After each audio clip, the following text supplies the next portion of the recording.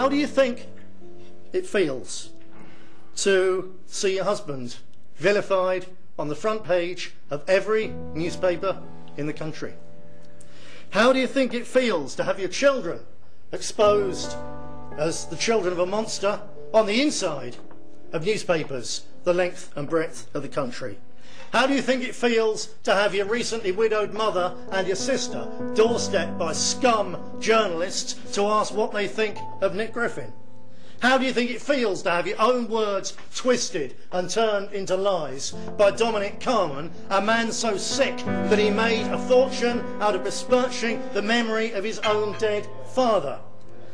How do you think it feels to be spoken of as being remarkable for nothing but being married to Nick Griffin, when in fact you are one of the country's leading experts in healing difficult to heal wounds, and thereby, because this country leads the world in that, one of the world experts in dealing with wound care? How do you think that feels? Jackie's felt like that. It's an incredible burden, and I love you.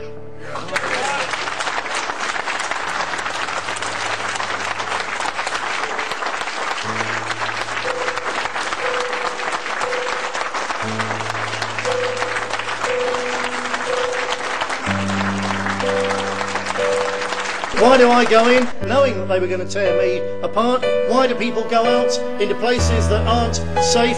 Why do people put up with the harassment from the police, from the threats of losing their jobs? Why do people queue up to be on a list of ours? Why is that?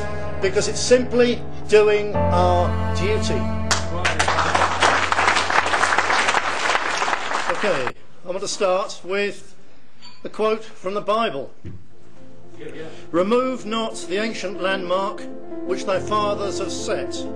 Proverbs 22 verse 28. How many of the ancient landmarks which our forefathers set in this country have they removed? You can scarcely go to any British town or city and recognise there are far greater powers at work here than Jack Straw and David Dimbleby or Nick Griffin or anybody at all. This is providence. This is a providential movement, the one which is going to save not just this country, but lead the salvation of our civilization and our people. Remember the kind of people that are commemorated up and down the land by the monuments of our forefathers, and remember that one way or another all of those contributed to the society that we enjoy today, and all our guests, the welcome ones and the unwelcome ones alike, enjoy today. They're only here, we're only able to accommodate them because generations of our people built the roads, died building the railways, fell off viaducts and died in agony a few weeks later.